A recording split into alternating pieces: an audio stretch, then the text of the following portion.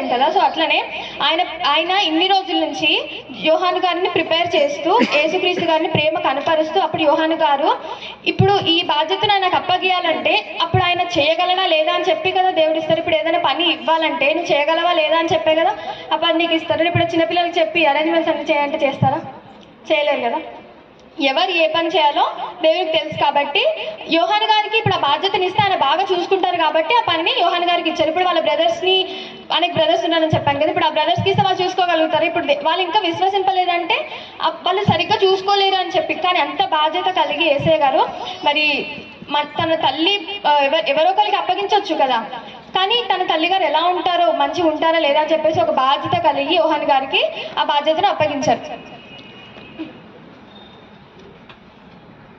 కదా. సో మనకి కూడా ఎన్ని బాధ్యతలు ఉంటాయి కదండి. మన కుటుంబ బాధ్యత ఉంటుంది.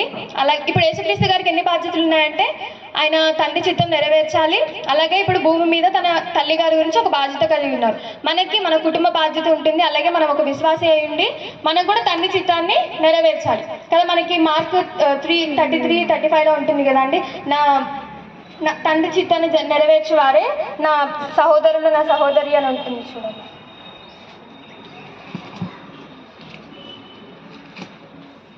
దేవుని చిత్తము చొప్పున జరిగించేవాడే నా సహోదరుడు సహోదరియు తల్లి అని చెప్పాను కదా. ఇదొక బాధ్యత. అలాగే మన కుటుంబ బాధ్యత పక్కా ఉంటుంది కదండి ఎవరికైనా కదా. సో మనం చూస్తే మనకు కూడా 2 బాధ్యతలు ఉన్నాయి. ముందు కుటుంబ బాధ్యత కలిగి ఉన్నామా లేదా. చాలామంది కూడా భార్య భర్త పట్ల ఉండదు, భర్త కుటుంబం పట్ల భార్య పట్ల ఉండరు. అలాగే పిల్లలు కూడా తల్లిదండ్రుల పట్ల ఉండాలి, తల్లిదండ్రులు పిల్లల పట్ల బాధ్యత కలిగి ఉండాలి. నేను మా పిల్లడు వాడు సరిగ్గా పెరగలేకపోయాడు అనుకో, వాడిని అలాగే వదిలేస్తే అదే బాధ్యత లేనట్టే కదా. వాడు పెద్దయ్యాక ఎలా అవుతాడో మనకు తెలియదు కదా. తల్లిదండ్రులు పిల్లల పట్ల ఒక బాధ్యత కలిగి వారిని ఎలా పెంచాలో అలాంటి జ్ఞానం ఉండాలి. అలాగే పిల్లలు కూడా పిల్లలు పెద్దగా అయ్యాక మళ్ళీ తల్లిదండ్రులను కూడా వారిని ఒక బాధ్యత కలిగి ఉండాలి. మరి నేను చిన్నప్పుడు అంత పెంచి పెద్ద చేసినప్పుడు కూడా మరి నీ తల్లిదండ్రుల పట్ల నువ్వు ఒక బాధ్యత కలిగి ఉండాలి. వాళ్ళని కూడా నువ్వు అలా వదిలేస్తే వారి ప్రేమ ఇన్ని రోజులు నిన్ను పెంచి ప్రేమించింది అదంతా వ్యర్థమే కదా. నువ్వు ఒకసారి తల్లిదండ్రులు పిల్లల పట్ల బాధ్యత కలిగి ఉండాలి. అలాగే పిల్లలు తల్లిదండ్రుల పట్ల బాధ్యత కలిగి ఉండాలి. ఇక్కడ చెప్పారు కదండి, అమ్మ ఇదిగో నీ కుమారుడు అంటే తల్లికి కుమారుడు బాధ్యత ఇస్తున్నారు.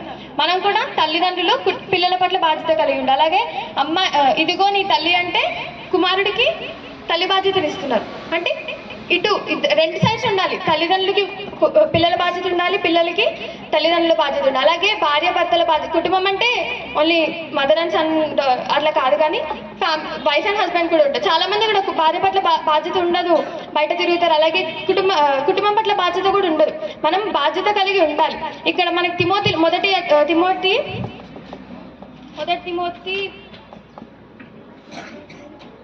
5:8లో చూసుకుంటే ఒకసారి,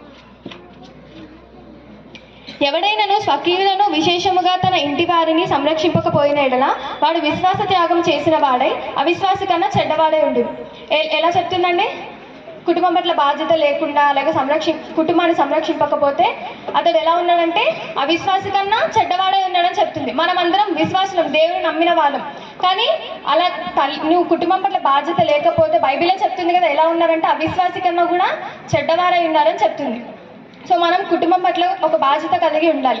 అలాగే మనకి మనందరం కూడా ఒక ఆత్మీయ కుటుంబం. దేవుడు మనందరినీ విశ్వాసులుగా చేసి ఒక ఆత్మీయ కుటుంబంగా మనందరం ఎంచబడ్డాం కదా. మరి మనకి సంఘం కూడా ఒక కుటుంబం కాబట్టి మన సంఘంలో ఇచ్చిన ప్రతి ఒక్క బాధ్యతను కూడా నిర్వర్తించాలి. అలాగే ఎవరికి ఏ బాధ్యతను ఇచ్చారంటే చేయగలరు కాబట్టి ఆ బాధ్యతను ఇస్తారు కదా. ఈమె చెయ్యగలదు, ఈయన చెయ్యగలడు అని చెప్తే బాధ్యత లేని వారికి ఇస్తే వాళ్ళు చేస్తారా చేయరా మనకు తెలుసు. అట్లాంటి మనకు జ్ఞానం ఉంది కదా. సో ఎవరికి ఇస్తారో అది చెయ్యగలరని చెప్పి నీకు ఇస్తారు. ఎప్పుడు నాకే ఇస్తున్నారు, ఎప్పుడు నేనే చేయాలా అని కాకుండా నీకు ఇచ్చారంటే నీకు బాధ్యత ఉంది కాబట్టి. నువ్వు యేసుక్రీస్తు గారు యోహానికి ఎందుకు ఇచ్చారు ఆ బాధ్యతను? ఆయన చెయ్యగలరు అని చెప్పి. యేసుక్రీస్తు గారికి యోహాను గారు ప్రియమైన శిశువు అంట. ఆయన వెళ్ళిన ప్లేసెస్కి అన్నీ కూడా యోహాను గారు, ఆయన రొమ్ము మీద ఆనుకుని పడుకుంది కూడా యోహాను గారి. అంటే ఆయనకు బాధ్యత ఉంది. ఆయన బాధ్యత ఉన్న వారికి విలువ ఇస్తారని. ఏదైనా ఇంట్లో ఇప్పుడు ఇదే ఇక్కడ చెప్పాను కదా ఇందాక, మంచి దీన్ని అరేంజ్మెంట్స్ అన్నీ చేయాలంటే బాధ్యత ఉన్న వాళ్ళకి ఇస్తారా, లేని వారికి ఇస్తారా? నేను చిన్నపిల్లలకి చేయమంటే చేస్తారా, పెద్దవాళ్ళు చేస్తారా ఈ బాధ్యతను? పెద్దవాళ్ళే చేస్తారు కదా. చిన్నపిల్లలకి వస్తే వాళ్ళకి అసలు ఆ జ్ఞానం ఉండదు కదా చేయాలని. సో చేయగలిగిన వారికే ఆ పనిని ఇస్తారు. నీకు ఆ పనిని ఇచ్చారంటే సంఘంలో